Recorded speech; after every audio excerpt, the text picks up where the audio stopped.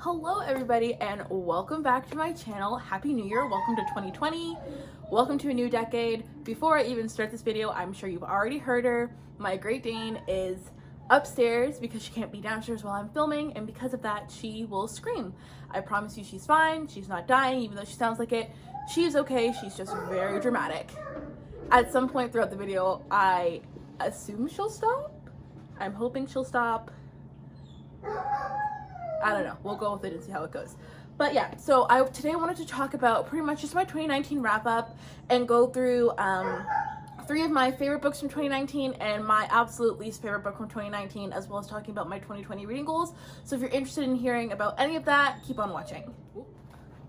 Okay, so to start off, I want to go over the book that I really disliked for 2019, just to kind of get the negativity out of the way, and also because I know it's a little bit on the controversial side, being as that this book had a lot of hype around it, a lot of people loved it, and I understand why people loved it, but it just really didn't do anything for me, and that is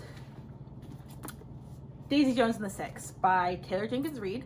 I listened to the audiobook for this book, which honestly, if you are gonna read it, I would 100% recommend the audiobook because it's a full cast audiobook and it was done very well. The writing was done well. It's written in an interview type of style. It's about, you're pretty much following the breakup of this famous rock band, and you get each character or each band member's perspective on it, but you're really mainly following or hearing about Daisy Jones, who is one of the lead singers or lead vocalists for the band. And honestly, I gave it 2 stars. And the only reason that I gave it 2 stars was because I loved the full cast for the audiobook and I understood what the book was trying to do. For me, it just fell very short, and that's because I absolutely hated Daisy. I couldn't stand her. She annoyed the absolute crap out of me. Like, she was just so whiny and infuriating, and I don't understand how people like her character. She literally drove me nuts, and it was really unfortunate because I wanted to love this book so much because of all the hype, and a lot of my other favorite booktubers loved this book and I was super excited for it, and then I was just like completely let down. And I think the hype behind it had my expectations really high for it. But the other characters in the book, all the characters in the book, to be fair, were hashed out very nicely. Like, you really understood the characters, and for me, like, the way the audiobook was presented, I honestly felt like I was in the story with them and I was there in the interview, and it was all presented beautifully. It's just Daisy that was just so bloody annoying, and I understood what the author was trying to do by painting not necessarily a sob story background for her to show why she is the way that she is, but like her past and the way that she turned out, for me, just didn't really match up. Like, it didn't warrant the behavior that she was exhibiting at the time, and nothing about her clicked for me. I didn't feel sorry for her. Her attitude annoyed the crap out of me. She just, like, the decisions that she made, she's selfish. I understand having a flawed main character to make them more relatable, but like, some of this was just utterly ridiculous, and I was not a fan of hers at all. So like I said, the book ended up being 2 stars for me. Huge letdown. Yeah, it is what it is, and it's unfortunate because there's a lot of like really great reviews on the back of it. Like, Reese Witherspoon loved it and I love her, so it was not what I was expecting at all, not even in the slightest. And I understand why people liked it, and I would recommend it if you're looking for a full cast audiobook that's presented really well. I would recommend this book. If you're looking for a book with a really annoying main character, I would also recommend this book. I also got through the audiobook pretty quickly, which was nice. It was an easy listen. There were a lot of things going for it, but honestly, me disliking Daisy, and that's completely personal on me, just because I disliked her obviously doesn't mean you're gonna dislike her. Pretty much everybody else in the universe loves this book, but me disliking Daisy really took a toll on it. So yeah, it was a complete mess for me. But now that we've got that out of the way, we can be more positive with the books that I absolutely loved for 2019. Okay, so now that we've gotten the negativity out of the way, I want to talk about 3 books that I absolutely loved in 2019. I actually had a really, really good reading year, and I loved a majority of the books that I read, so it was hard to narrow down this list, but I wanted to keep it down to my top 3 because I didn't want this video to be a million years long. And 2 of them I'm going to talk about together because it is a duology, and that is The Savage Song and Our Dark Duet by Victoria Schwab. Sorry, they're big. I listened to the audiobook for these books, and it was absolutely amazing. Like, it's a phenomenal story. Victoria Schwab does this incredible job of painting this really, really dark but beautiful world, honestly. And I say beautiful not because the world itself is beautiful, but the characters are. And honestly, like, it has monsters in it, but the humans are more monstrous and scarier than the monsters themselves. And it's like, she did a really, really good job of showing the error and the problem that happens when you just look at the world through a black and white lens. And it kind of shows that there's always this gray area. You follow the daughter of the leader of the city, Catherine, and then you also follow the son of one of the, I don't want to spoil it, but you follow the daughter of the leader of the city, and you follow a monster essentially, and you get to see how their worlds collide and how they kind of have to navigate things and how perspectives change so quickly when you just get a little bit more information on both sides. So I would absolutely recommend the audiobook for this. The girl or the lady who narrates it, it's one person who narrates it, but the voices that she does is absolutely amazing. I actually think she got an award for her narration of audiobooks because it sounds like a full cast. She did a stunning job. Victoria Schwab's writing is beautiful. After reading these 2 books, I literally want to go and read every single thing that she's written because I just fell in love with her writing, and I fell in love with monster books now because of this. So she kind of started a trend for me, and that's one thing I want to do a lot in 2020 is read a lot more monster books because this was just really, really good, and I would recommend it to absolutely any and everyone. You don't see so many of the things that happen coming. Both of these books were 5 stars, and I can't gush about them or recommend them enough. They're brilliant. They're absolutely brilliant. And then the book that where are you? Sorry, I have like my little notebook beside me just so I don't miss anything or lose my very, very scattered train of thought.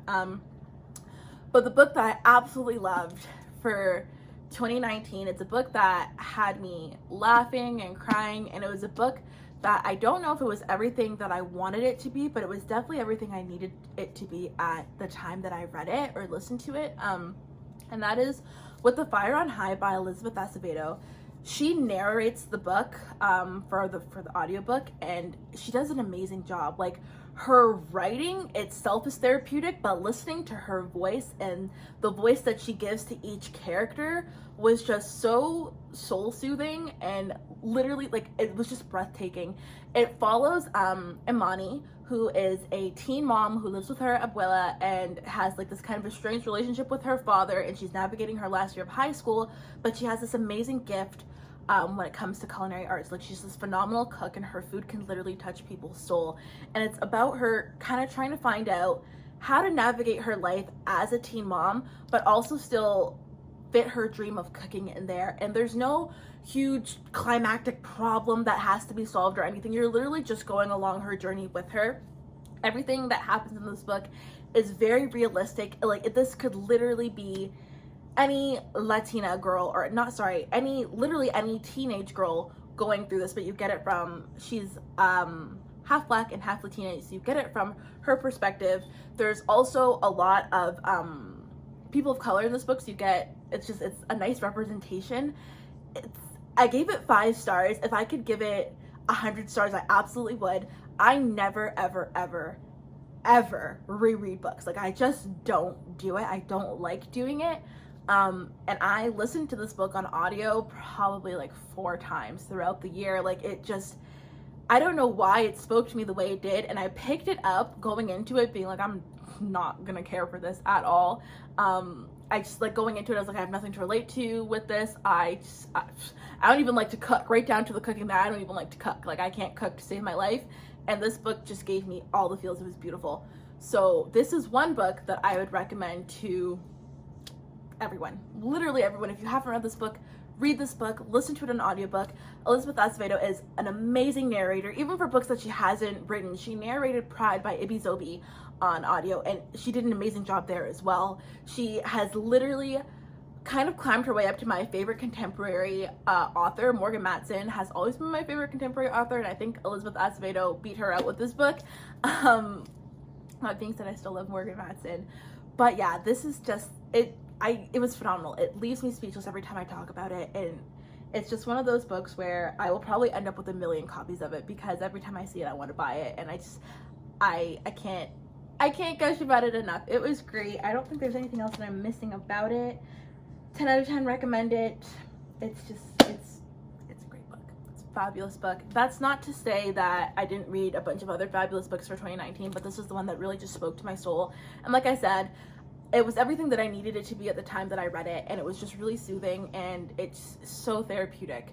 So definitely, if you haven't read it, if you didn't read it last year, read it this year. Make it one of the first books that you read. I can't recommend it enough. I can't push it enough. I know, obviously, every book that everyone reads is up to them, but I'm going to say read this one if you haven't already, because it's just that good. So that wraps up my 3 favorite books for 2019 and my 1 absolutely worst book for 2019. So I just want to take this time to talk about really quickly my reading plans for 2020. I think that 2019 went really, really well reading wise for me. I had a great reading year. I ended up reading 24 books, which is not a lot for most people, or at least most booktubers, but it's quite a lot for me because I'm a very, very slow reader, and I'm also a very picky reader. So I actually set my reading goal to be 12 books for 2019, and I got to that goal shockingly like a little bit before halfway through the year was done. So then I upped it to 24 books, and I read my 24th book on December 31st, which was so dope. I was so proud of myself. So for 2020, I have start off my reading goal with 24 books, and if by some miracle I get to that goal early on in the year, I will then push it up from there. But my reading goal is 24 books. Obviously, you don't have to set reading goal like a set number of books that you want to read for the year. I like doing it because I like to set goals to work towards, and obviously reading is for fun, but it's nice to kind of have a set goal that you're working towards. I'm prioritizing more poetry books. I read a lot of poetry books in 2019, and I thoroughly enjoyed it, so I want to kind of keep that energy for 2020. And I'm also prioritizing, I can speak, a lot of sequels. I want to read a lot of sequels because I have this really bad habit of reading the first book of a series and then just not continuing it. Not because the first book wasn't good, but just, I can't commit. I have a tough time committing to things, so committing to series are difficult for me, and I am gonna work on that for 2020. I promise I am. I also want to reread a couple of books that I read when I was way younger, in high school and in elementary school, that I don't think I was old enough to really appreciate. So I have a couple of classic books that I want to read this year, but really just becoming a little bit out of my comfort zone with the books that I read. Like I said earlier, I live for contemporary. I love a beautiful contemporary book. So I definitely want to kind of push more into fantasy and kind of explore that a little bit, and even a little bit more adult books, because I am 23 and I still stick with YA, but it is what it is. We are who we are. So yeah, that's kind of my 2020 reading goal / plans. Yeah, thank you so much for watching. If you enjoyed this video, please like, comment, and subscribe. I know it's a little bit scattershot and a little bit of me rambling, but yeah, that's what happens when I talk about books that I absolutely love. So make sure to let me know down below what your reading plans for 2020 are and what books you're excited to see come out. If you have any that like you're super, super excited to read, let me know in the comments down below, and I will see you in my next video. Bye!